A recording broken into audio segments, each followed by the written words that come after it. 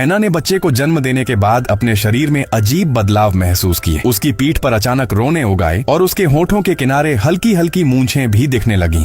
दांत भी पहले से तेज और नुकीले हो गए थे। शुरू में उसने इन सब बातों पर ज्यादा ध्यान नहीं दिया, लेकिन एक घटना ने उसकी सोच बदल दी। एक दिन वह अपने बेटे के साथ पार्क में खेल रही थी, तभी कुछ छोटे कुत्ते अचानक उसके चारों ओर आ गए। हैना को देखकर वे इतने ज्यादा उत्साहित हो गए मानो अपनी ही किसी साथी को पहचान लिया हो। हैना ने इस बारे में ज्यादा नहीं सोचा, लेकिन एक दिन उसके शरीर पर एक अजीब सा फोड़ा उभर आया। उसने सुई से उसे फोड़ा और हैरानी की बात यह थी कि उसमें से लगभग 30 सेंटीमीटर लंबा रेशेदार पदार्थ निकला। इसी के साथ उसकी सूंघने की शक्ति भी बहुत तेज हो गई थी। वह अब साधारण चीजों में भी कई तरह की खुशबुएं अलग अलग पहचान सकती थी, जैसे एक साधारण चीज से भी 8 तरह के मसालों की खुशबू निकाल सकती थी। अब हैना को शक होने लगा कि कहीं वह सचमुच कुत्ते में तो नहीं बदल रही है, जैसे उसकी माँ के साथ हुआ था। उसे याद आया कि बचपन में उसने अपनी माँ को आधी रात को एक जानवर में बदलते देखा था और फिर वह रात के अंधेरे में गायब हो गई थी। उसी रात घर के बाहर अचानक कुत्तों के भौंकने की आवाजें आने लगी। हैना बाहर निकली तो वही पार्क वाले छोटे कुत्ते वहाँ मौजूद थे। पहले तो उसे लगा कि ये कुत्ते खेलने आए हैं, लेकिन जल्द ही उसे अजीब सा एहसास हुआ। वह इस सब को सपना समझकर बेटे से मजाक करने लगी। तभी उसका बेटा एक मरी हुई चूहिया को लेकर घर में घुस आया। हैना दौड़ती हुई दरवाजे तक गई तो देखा कि वहाँ जानवरों की लाशों का ढेर लगा हुआ था। इस वक्त उसे समझ में आ गया कि बीती रात जो कुछ भी हुआ था वह सपना नहीं था। ये जानवर वही थे जिन्हें वह और वे कुत्ते मिलकर पकड़ कर लाए थे। हैना कभी एक शानदार कलाकार और एक आर्ट गैलरी की मालिक थी, लेकिन बेटे के जन्म के बाद उसने अपना करियर छोड़ दिया था ताकि पूरी तरह बेटे की परवरिश कर सके। घर का सारा खर्च अब केवल उसके पति के ऊपर था, जो महीने में बस कुछ दिन ही घर आता था। बाकी समय वह बाहर रहता था। धीरे धीरे हैना का शरीर भी बदलने लगा। उसकी ऊर्जा खत्म होने लगी, आंखों में चमक गायब हो गई। एक दिन जब बेटे की स्कूल मीटिंग में वह गई तो उसने देखा कि बाकी माएं भी उसी की तरह थीं। बच्चों के सामने हंसती हुई, लेकिन अकेले में थकी और मायूस। उसका पति जो जब तब घर आता था बस बातें करता कि वह मदद करेगा, लेकिन हकीकत में हैना को ही सब कुछ करना पड़ता था। एक दिन उसने देखा कि उसका पति मोबाइल खेल रहा है और बेटे को बाथटब में अकेला छोड़ दिया है। गुस्से में हैना ने तौलिया उसके चेहरे पर फेंक मारी। हैना की जिंदगी अब बस बेटे के इर्द गिर्द घूमती थी। उसका खुद का वजूद कहीं खो गया था, लेकिन जब उसे अपने शरीर में इन कुत्ते जैसे बदलावों का पता चला तब उसे लगा कि शायद यह एक आजादी का रास्ता है। सच्चाई जानने के लिए हैना लाइब्रेरी गई और वहाँ महिला लाइब्रेरियन से पूछा कि क्या महिलाओं के जानवरों में बदलने के बारे में कोई किताब है। लाइब्रेरियन एक पल को झिझकी, फिर एक किताब लाई, मिथकीय महिला संगठन। किताब में लिखा था कि प्राचीन काल में एक रहस्यमयी जाति की महिलाएं होती थीं, जो बच्चे पैदा करने के बाद विशाल पक्षियों में बदल जाती थीं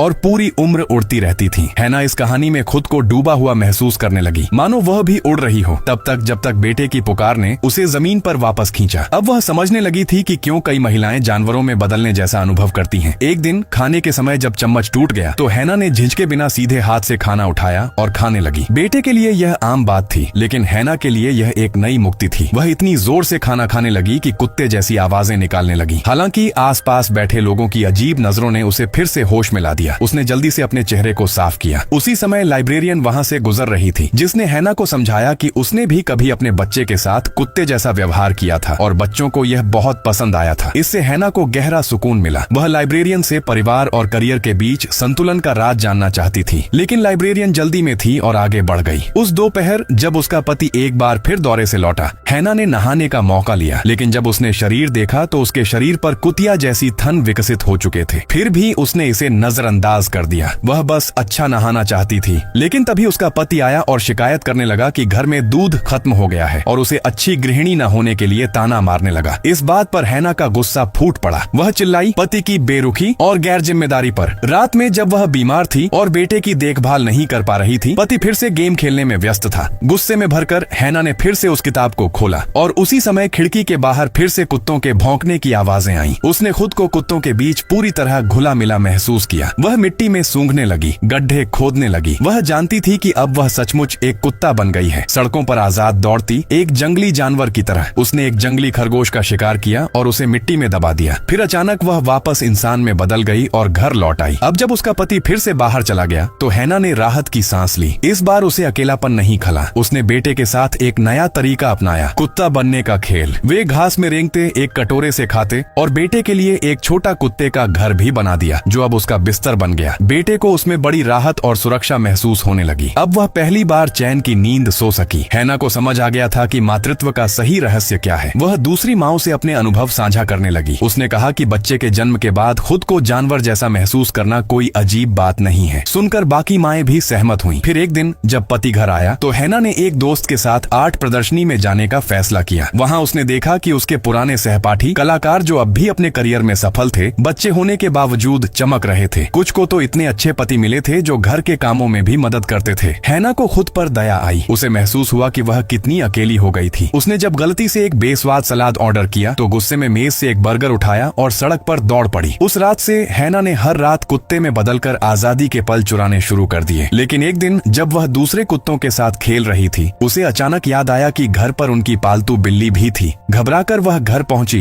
तो देखा कि बिल्ली मरी पड़ी है। यह बिल्ली उसके पति की सबसे प्यारी थी। हैना ने महसूस किया कि उसकी आजादी कहीं न कहीं दूसरों के नुकसान की कीमत पर आ रही थी। पति गुस्से में था। उसने हैना से पूछा कि उसने उसे पहले क्यों नहीं बुलाया। इस बात ने हैना को और भड़का दिया। उसने चिल्लाकर सब कुछ कह दिया, कैसे उसने अपनी आर्ट छोड़ी, अपने सपने छोड़े और बदले में क्या मिला। पति सिर्फ चुपचाप सुनता रहा। उसे भी अब एहसास होने लगा था कि हैना कितनी अकेली थी। बातें बढ़ती गईं और आखिरकार हैना ने तलाक की मांग कर दी। पति ने पूछा कि क्या वह मातृत्व पर पछता रही है। हैना ने मना कर दिया। उसने कहा बस वह अब तक संतुलन नहीं बना पाई थी। अब पति बाहर चला गया। हफ्ते के अंत में बेटा उसके साथ रहता और हैना के पास खुद के लिए वक्त होता, पेंटिंग के लिए, दौड़ने के लिए, दोस्तों से मिलने के लिए। धीरे धीरे उसका शरीर फिर से सामान्य हो गया। अब उसे उस किताब की जरूरत नहीं रही। जब वह किताब लौटाने लाइब्रेरी गई तो उसे पता चला कि वो किताब तो कभी अस्तित्व में थी ही नहीं। लाइब्रेरियन ने मुस्कुराते हुए कहा, तुम्हारी आंखों में फिर से चमक आ गई है। तुमने खुद को फिर से खोज लिया है। मैं तुम पर गर्व करती हूँ। पति भी अब खुद को बदलने लगा था। बेटे के साथ वक्त बिताकर उसे भी घर की कठिनाइयों का एहसास होने लगा था। आखिरकार हैना ने एक नई आर्ट प्रदर्शनी की जिसमें उसने मातृत्व के संघर्ष और सुंदरता को दर्शाया। प्रदर्शनी को लोगों ने खूब सराहा। लाइब्रेरियन भी वहाँ आई। हैना को अब एहसास हुआ कि वह लाइब्रेरियन शायद उसकी कल्पना का हिस्सा थी, उसकी खुद की आत्मा जो उसे रास्ता दिखा रही थी। पति और हैना में भी धीरे धीरे रिश्ते सुधरने लगे। अब उन्होंने मिलकर परिवार और करियर के बीच संतुलन बना लिया था।